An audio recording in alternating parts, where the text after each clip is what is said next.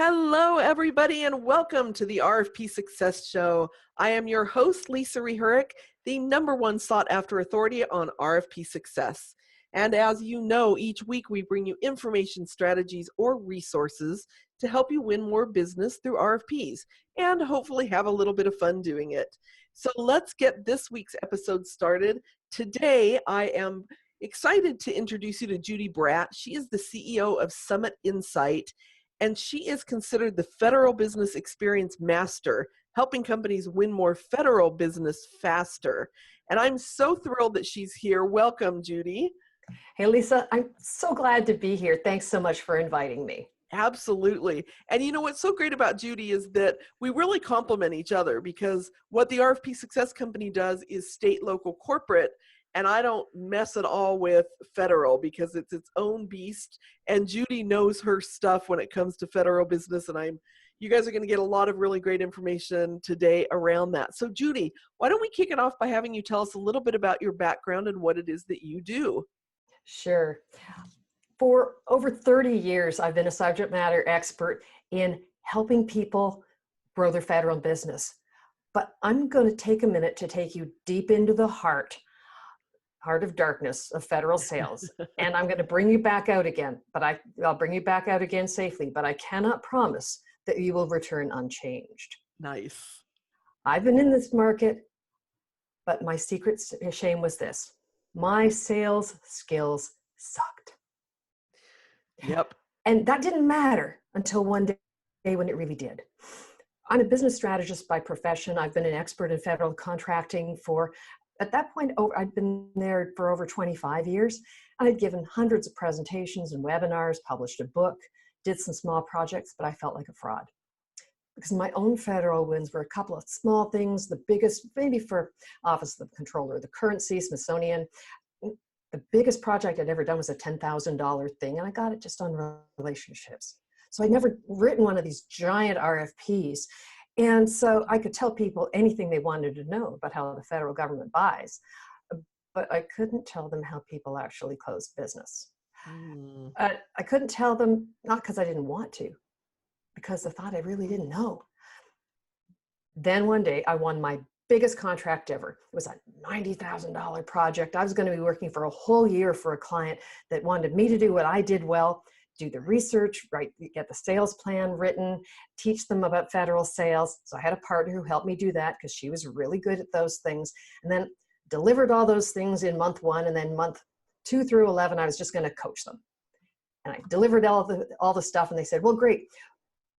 Where are our leads? I went, no. It's my job to coach you, and it's your job to make the sales calls. I said, no. You're going to deliver us thousands of introductions. Oh, wow. No. So we went through shock and anger and denial and bargaining, and grief is not a linear process. More shock and anger. And I had to then suck it up, and the final stage of grief is acceptance. I had to pick up these tools and pick up the phone and start to make phone calls. I had 3 things going against me. First, I'm sorry. I didn't mute my phone. I'm going to restart that part again. Is that okay? Sure. Okay. Now I had 3 problems. First, my dirty secret was in the light. Second, I had attitude. I have a graduate degree. I'm a professional. I don't make sales calls. And the third, I was just terrified. I'd never done this before. I was on the hook for thousands of leads, and I'd never done it. Well, I had to stop sulking, pick up the phone, and talk to people. And the world didn't end. Did I have a couple of awkward calls? Yeah. But I had a sales plan that had been written to accomplish the job. Nice. I had the research that was done. My job was, as an expert, to put together, like a detective, the story of who's all involved in making the decision. I wasn't trying to sell anything. My job was to find the right human, find if they were interested in getting to know my client, and make friends. That wasn't so hard. I mean, I'd been making friends with people since walking up to little old ladies in the park who are probably younger than I am now and talking them out of their sandwiches when I was 3. And I could do that. And so what happened was, instead of being terrified, I'd come to that block of my time on the day, open up the sales plan, and I wanted to win. I could do this. I had things broken down into small pieces, and I knew I had a goal to cross. So what I discovered was this, that what I thought was a complete disaster area because I didn't know about federal sales was the complete opposite. What it took to win the business was actually just to make friends and relax. The big Nice. discovery was that people want to talk to you when you're not in a hurry to sell them something. And it's possible to get to the big goals by breaking that giant thing into small pieces so you have a sense of momentum. When I learned that, I was able to completely overhaul everything I was doing to work with companies to make it easy for them to get momentum, constant wins and success, and that sense that they were starting to build the connections that open the doors to business. So, long story, but I hope you get that the heart of where this is, the heart of success in the federal market, starts with relationships. You have to connect at the heart before you'll connect at the head and the pocketbook. Yeah, it's a great story because I think everybody listening can relate to, probably most people listening can relate to the fear of sales. Everybody can relate to the fraud syndrome, like, oh my gosh, what am I doing? And I think that we make it too difficult. We think of the federal government as like this big, huge entity. And in a lot of ways, there's it just can feel really heavy. So I love that story to say, hey, it's just like anything else. Anybody can go and get some federal business. You just have to relax into it a little bit and be more natural than trying to push it. And not be in a hurry. Not be in a Probably hurry. the biggest mistake that people make is, fine, you set your goal and you want to win at so many dollars worth of business. And who wants to talk to somebody who's hell-bent on selling them stuff? Nobody. Nobody. And you can feel, well, gee, there's so many people to talk to. I need to hurry. Right. And if you're able to focus tightly on just a few prospects and relax in and get to know them, you're going to keep showing up and showing up and showing up, and they're not going to be able to get rid of you. But you're a nice person. You always have something useful for them, something interesting to talk about. They kind of genuinely look forward to your call because you're not just trying to sell them things. Yeah. And you're able to be patient because you've chosen Right. You've chosen your federal human. Yes. You know that you can help them if only they let you in a little bit. And so that art of building a relationship is possible only when you focus. But when you do, the power of doing that is literally a multi-million-dollar approach that you open the door to. Yeah, and so that leads me to a question. I mean, they've got to really know who their target is, right? They've got to kind of, this isn't just about saying, because I hear people say all the time, like, oh my gosh, I hear that there's multi-million-dollar contracts in the federal business, so I've decided I'm going to go for it. Well, it's not that easy, right? Can you answer, like if somebody says that to you, how do you come back to them? Companies that are successful in the federal market, the two most important things, the two most important drivers, things that motivate the people who are successful in the federal market are these two things. First, growing the federal business is important to their plans to grow the company. Yes. Okay. Yep. And second, they do something that government genuinely wants and needs. Those two things need to be true right out of the box. All right. And so everything else, I think there's millions of dollars out there. There are set-asides. I want to balance out my business. I want a good cash flow. These are not the sustaining reasons why somebody gets into this market. One or both of these two motivators should be true if the federal government is going to be a good place for you. And there's a couple of other things that make a difference as well. But let's look at those two right out of the box. Yeah. So and one of the things that you talk about with your constituents is you talk about 7 steps to success in federal business. Are those a couple of those steps that you're talking about, or is that just kind of sub steps to the bigger steps? Those are prelude. Okay. Commitment to the market is one of them. And of the 7 steps, and I'll tell you all 7 that I write about in my book, Government Contracts Made Easier. Great title, by the way. Thank you. I'll show you a copy of it. I'm pretty sure I've got one here. Oh my goodness, where'd it go? Right, we never have it when we need it. Arg. So Federal contracts made easy. Government contracts made easier. Government contracts made easy. Because easy is fiction. Right, it is in this world. 7 steps. 7 steps are these. Strategy. Is this good business for your business? Make that decision up front. Those things including, I'm ready to invest to grow the business. This is important to my whole business plan. That's one of the core questions of strategy. Nice. Second, focus. Focus or go broke. Third, process. How does your buyer buy? Oh, good. Okay. Fourth, competition. Mm-hmm. Who's out there? How are you different? Fifth is relationships. Understanding the players at all the layers. Who's got to love you? A federal buyer has different players at all the layers. Yes. Sixth, teaming. Understanding you're going to have to ally sometimes, you're going to have to displace sometimes, and I want to introduce the concept of competimates. Oh, I like that. Competimates. And finally, marketing.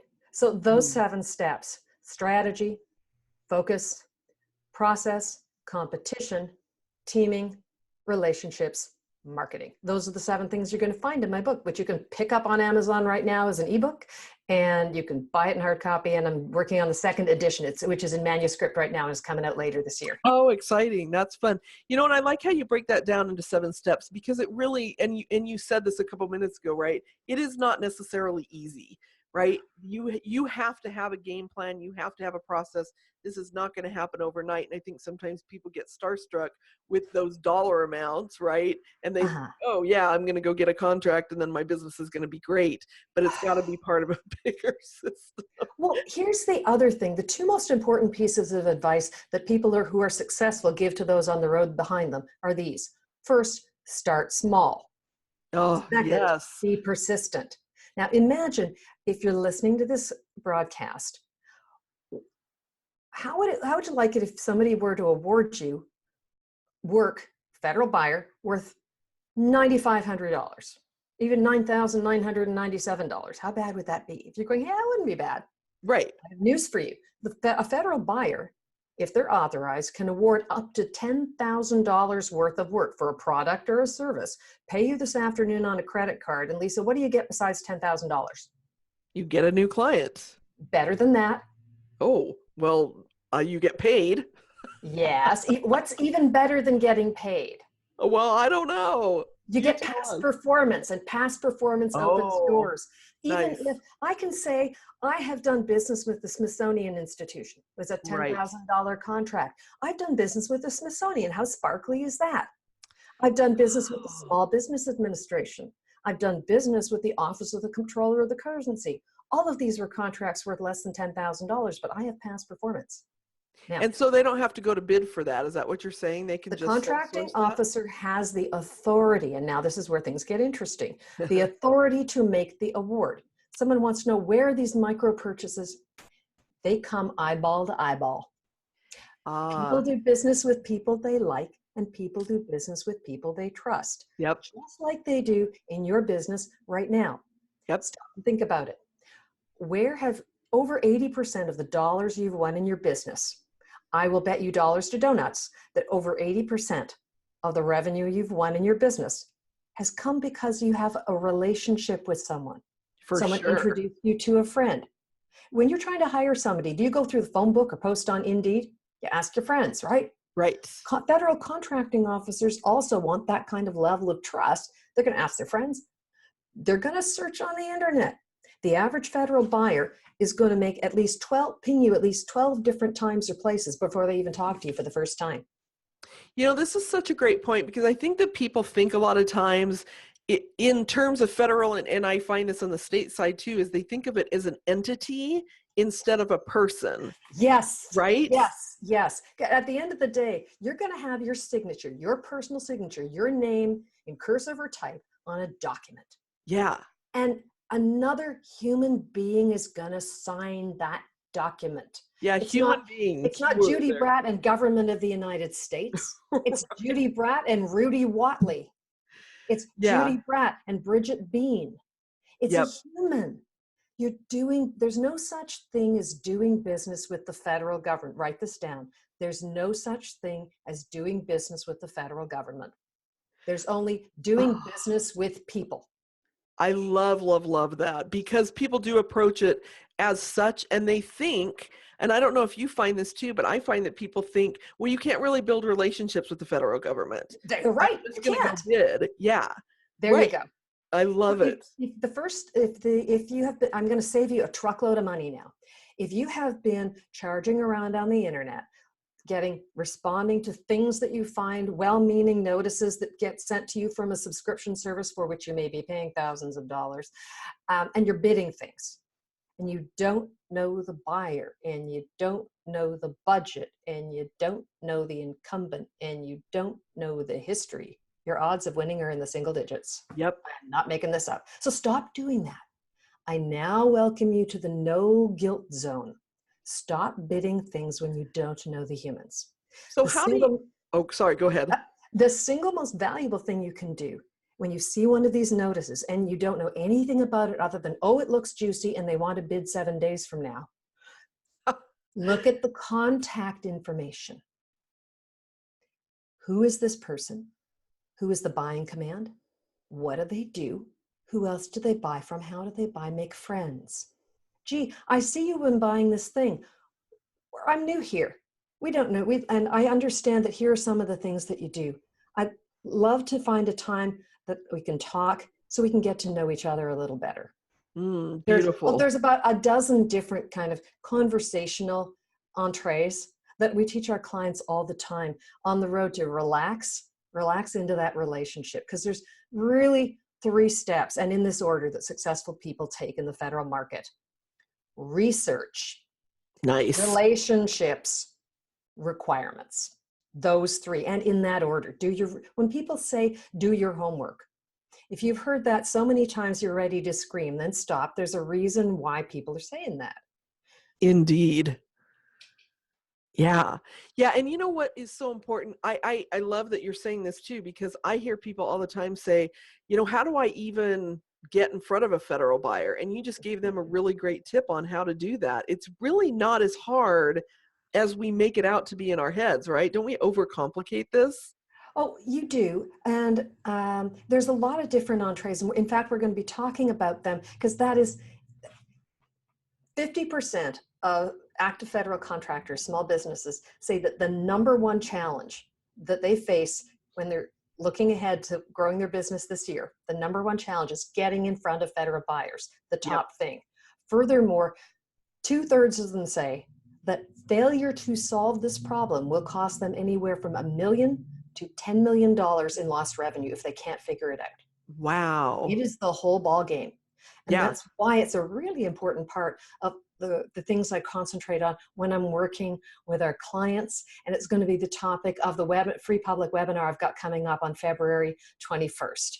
Perfect. And we're going to talk about that here and at the end of the broadcast, and it'll be in the show notes how to access that webinar. So you'll want to pay attention to that.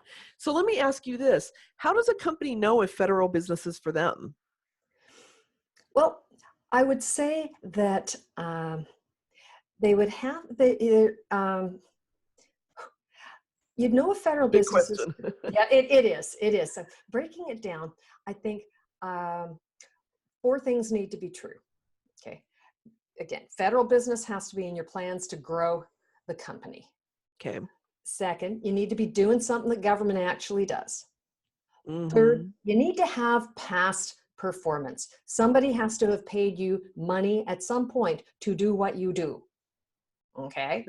It can be in the state market, local market, commercial market, especially if you have some marquee names that are meaningful to the federal buyer, the individual you're going to be talking to. So it can be a big name in your local hometown if the person that you're calling on is in your local hometown. That's just great. Somebody recognizable. All right.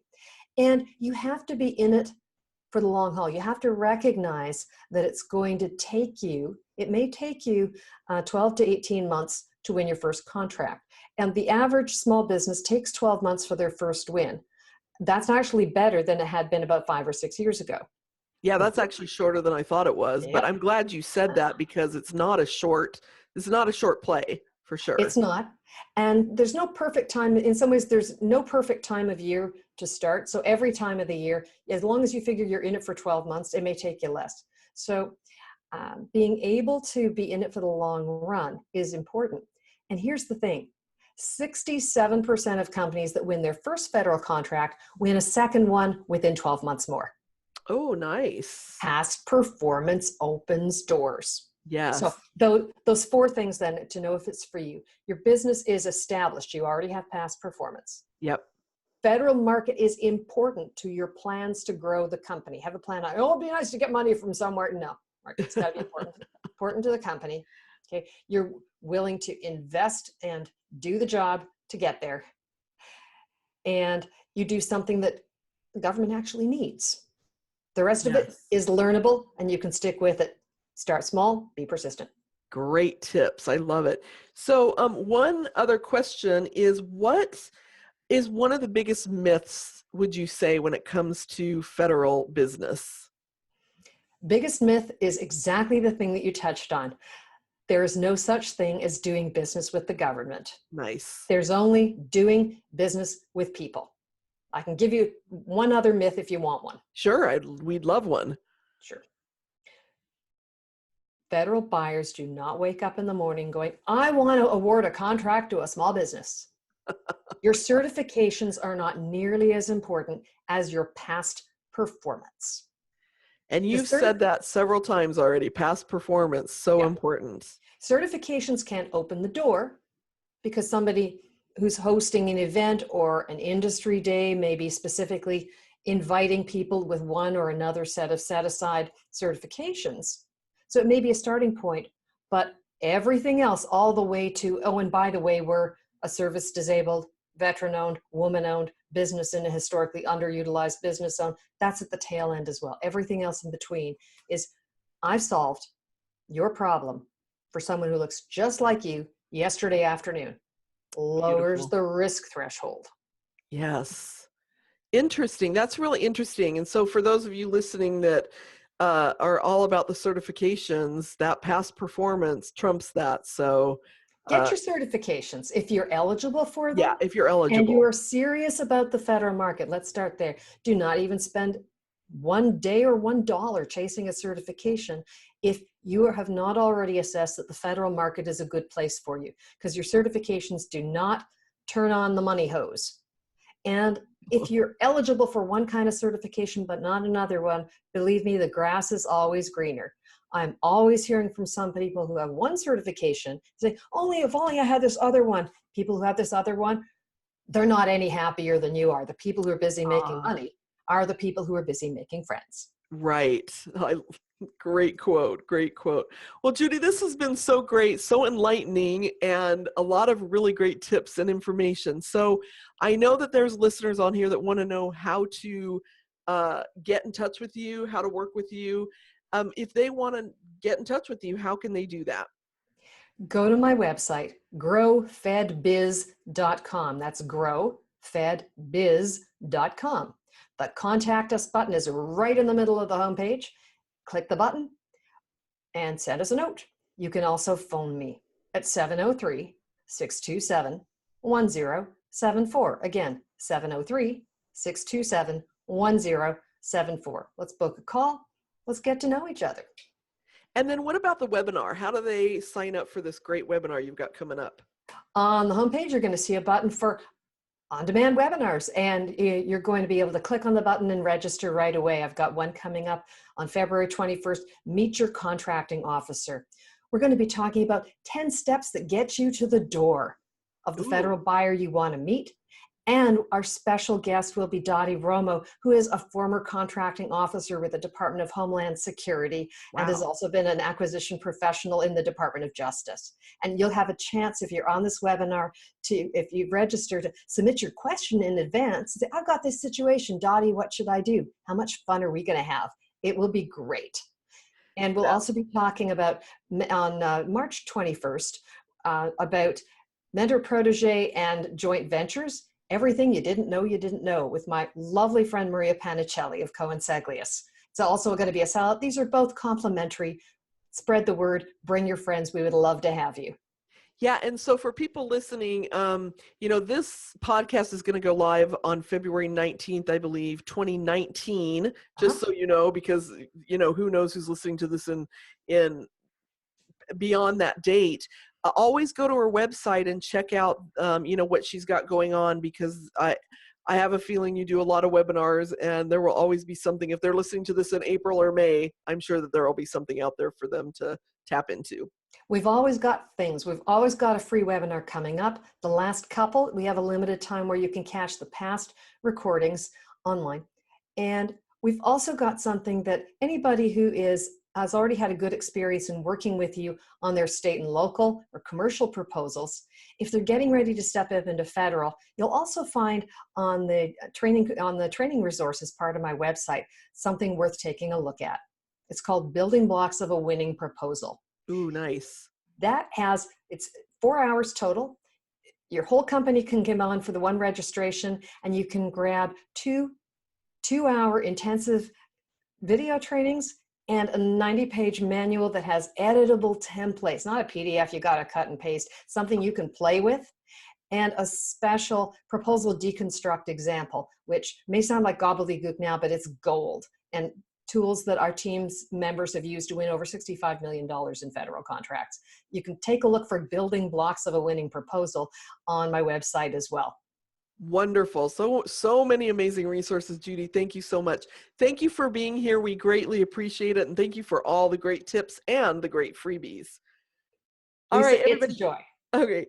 You have been listening to the RFP Success Show. I'm Lisa Rehurick. Until next week, we will see you soon. Bye-bye.